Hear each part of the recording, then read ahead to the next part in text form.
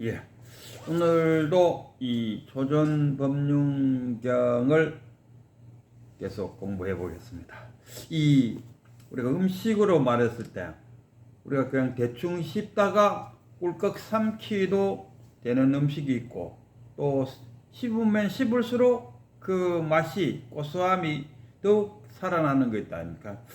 예를 들면 오징어 같은 거, 오징어 다리를 뭐 대충 씹다가 꿀꺽 해도 되지만은 그걸 짜근짜근 씹음으로써 맛이 더 살아난다 아닙니까?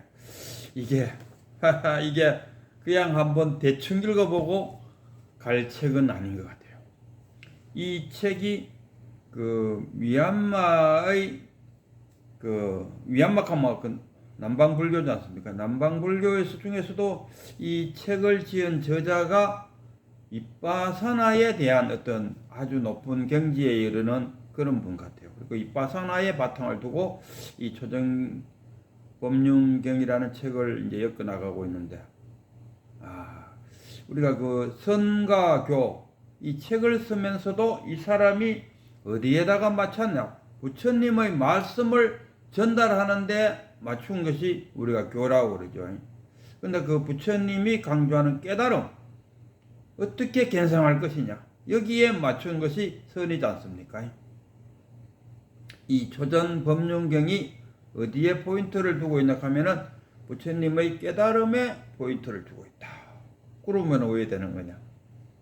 깨달음을 얻고자 하는 수행자는 꼭 이 책을 읽어봐야 되지 않을까.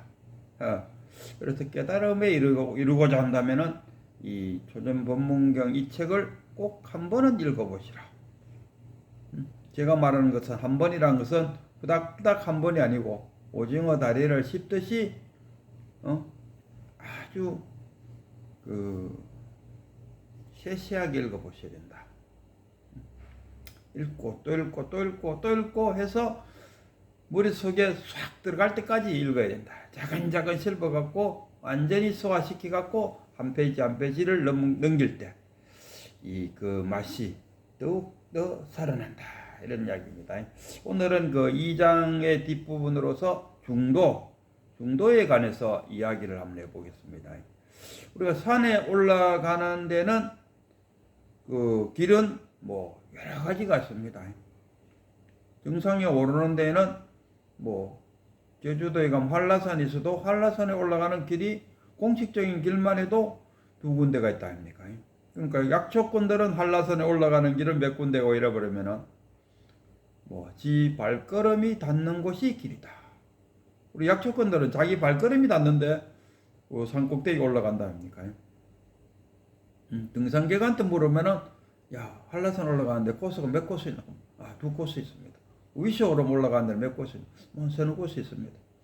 이 코스가 정해져 있지만은 약초꾼들이 약초하면서 올라간다면은 지 가는 길이 그 길 알겠습니까? 그래서 이 중도를 설명하면서도 그 중도를 설명하는 길은 많다, 이런 이야기입니다. 제가 이런 어떤 한 길을 이야기하면 에이 그 길 아니야, 내가 듣기로는 저쪽 길로 가야 된대, 이런 생각이 젖어 있다면은 깨달음에 조금 문제가 있다. 왜? 깨달음이 뭡니까? 깬다면 깨는 게 깨달음입니다. 뭘 깨는 거? 자신이 지금까지 살아오면서 축적된 고정관념을 깨뜨리는 것. 왜 고정관념이 왜 깨뜨려져야 되냐? 그거는 깨치지 못할 상태로서 쌓여놓은 괴로움이니까. 그러니까 번뇌망상이 되는 거예요. 중생의 번뇌망상이다, 이런 이야기입니다. 그럼으로써 깨침으로써 왜 합니까? 그걸 깨뜨린 고정관념에서 벗어난다. 이게 깨달음이란 게 특별한 거 없습니다. 깨달음, 깨치, 지금까지 갖고 있는 이 고정관념에서 벗어나는 거. 우리가 지금 살고 있는 이 세상이 지금 현상이잖아요. 현상에서 벗어나면은 실상이 되는 거죠. 따로 있는 게 현상에서 실상이라. 내가 보고 있는 이 자체가 현상인데 뭘로 구성되어 있느냐? 고정관념으로 구성되어 있다. 고정관념 어디서 오느냐? 부처님이 말씀하시는 안이비설신이 색성량 위촉법 육근과 육경이 만나갖고 18체계를 이룬다 아닙니까?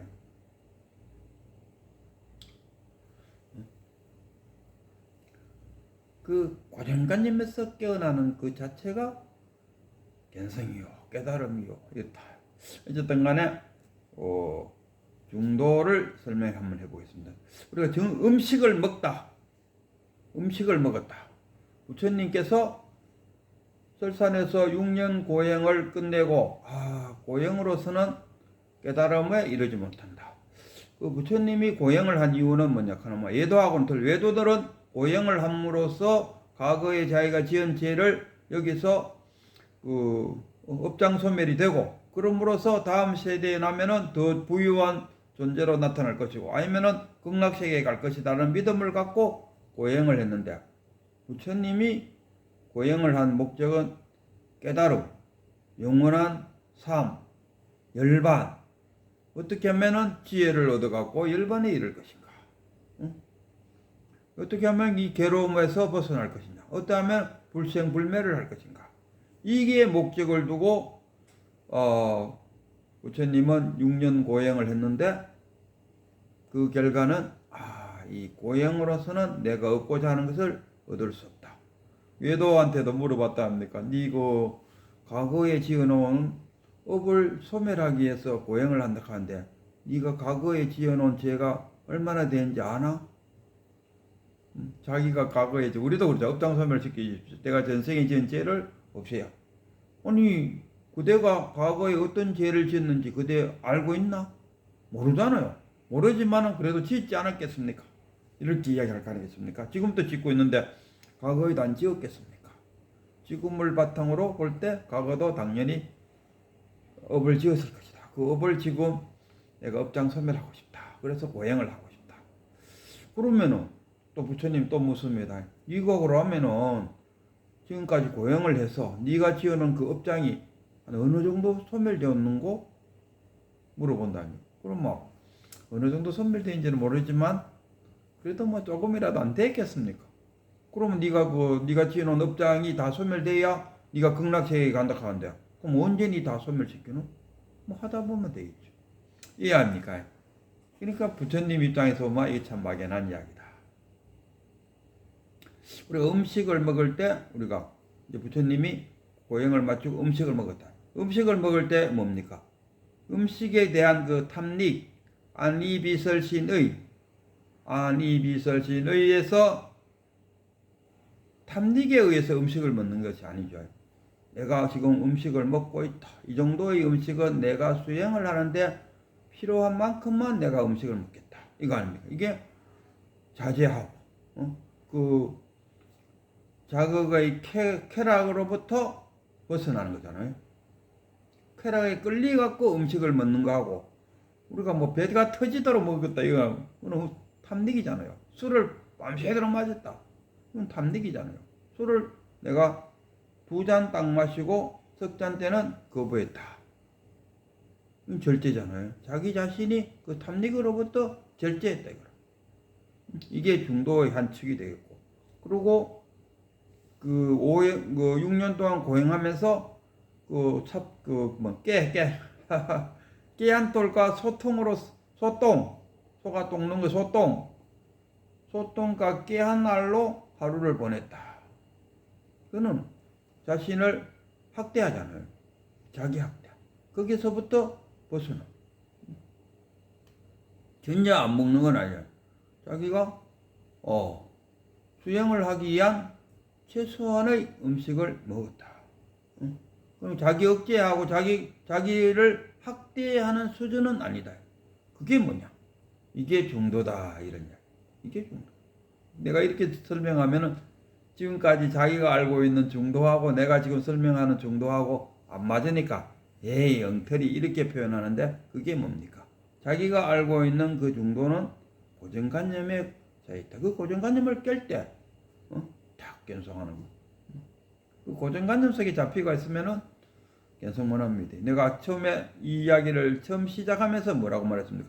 정상에 올라가는 데는 고정관념으로 보면은, 등산가 입장에서 보면은 한라산 올라가는데 길은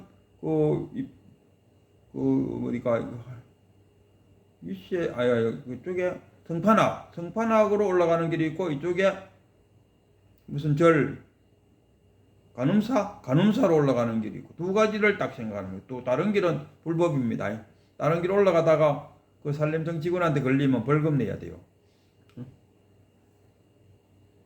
그러나 약초꾼들이 올라갈 때는 약초꾼들은 뭐 길로 가면 약초가 없다 아닙니까? 그리고 길하는 길로 가야 하다못해 도라지라도 한 뿌리 캘 수 있다. 그러니까 약초꾼들이 올라가는 길은 자기가 가는 길이 곧 정상으로 올라가는 길이다. 그래서 딱 그 고정관념에서 벗어나야 된다. 이게 중도인데, 그러면 이제 중도에 이르게 됨으로써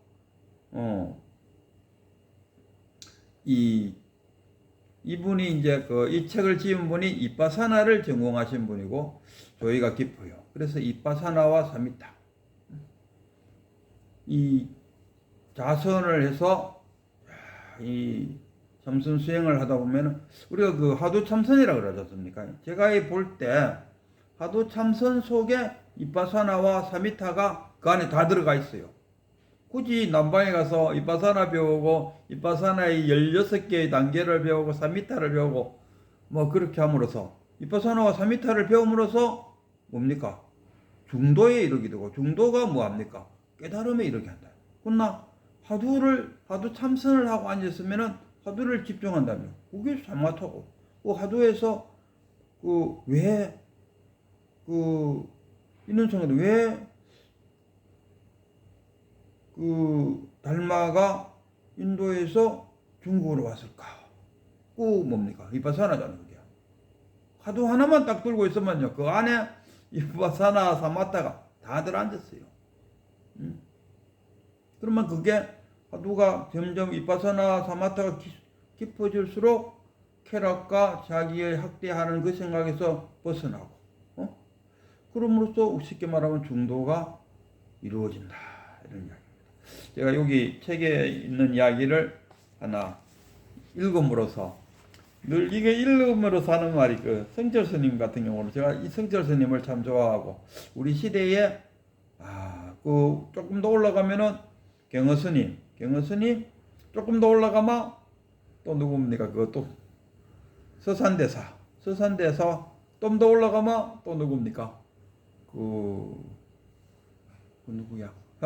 그 성철 스님이 맨날 도노 돈수하고 도노 점수하고 그걸로 논쟁을 했던 무슨 스님이 갑자기 생각 안 나노? 뭐 그분 고려시대 때 뭐 그렇게 올라간다. 그 고려시대를 지나서 좀 더 올라가면 원효 스님까지 올라가겠죠. 신라의 원효 스님까지 올라.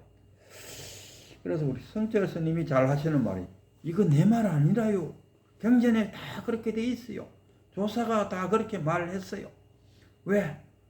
또 이게 성철이라고 말하면은 안 믿을까봐 내가 근거를 확실히 떼고 있습니다. 저도 제가 이렇게 말하면은 안 믿을 것 같아서 이 책에 그대로 한번 읽어보겠습니다. 비구들이여,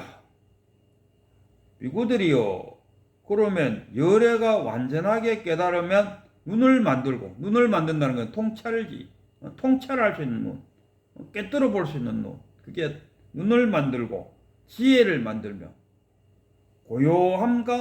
고요함이란 뭐니까 번뇌망상이 없는 상태죠. 고요함과 세상의 지혜와 바른 깨달음과 열반으로 인도하는 중도란 무엇인가? 다시 한번 읽어보겠습니다. 비구들이여, 그러면 열애가 완전하게 깨달았으며 눈을 만들고 지혜를 만들며 고요함과 세상의 지혜와 바른 깨달음과 열반으로 인도하는 중도란 무엇인가? 그 중도를 알아갖고 깨달았다는 이야기입니다. 깨치갖고 중도를 안 것이 또 아니고 부처님이 중도만 깨쳤다는 것도 아니고 부처님이 가만히 생각해 보니까 고난과 쾌락에서 벗어나는 이것이 중도구나 하는 그 중도를 딱 알게 됨으로써 이게 뭡니까? 깨달음 아닙니까? 그럼 깨달음은 뭔데요? 그거는 뭐라 해야 됩니까? 뜰 앞의 잣나무니라, 똥막대기니라, 호빵이니라, 뭐 이렇게밖에 답해줄 수가 없어요. 왜? 네가 깨치지 않는 이상은 알 길이 없다. 자, 그것은 바로 팔정도로서 바른 견해, 그러니까 깨달음 열반으로 인도하는 중도란 무엇인가 했을 때, 중도가 뭐냐 했을 때, 그것은 바로 팔정도로서, 팔정도가 중도다 이런 이야기입니다. 그것은 바로 팔정도로서 바른 견해, 바른 사유, 바른 말, 바른 행동, 바른 생계, 바른 정진, 바른 알아차림, 바른 집중이다 이렇게 말했어요. 이렇게 세종께서는 눈에 보이는 대상을 손가락으로 가리키듯이 또는 손바닥 위에 안에 쥐고 있듯이 팔정도를 말씀하셨다. 이것이 중도인 팔정도로서 여러께서 이것을 완전하게 깨달았을 때 눈과 지혜가 생기고 고요함과 최성의 지혜, 바른 깨달음과 열반으로 인도하였습니다. 이게 중도다 이런 이야기입니다.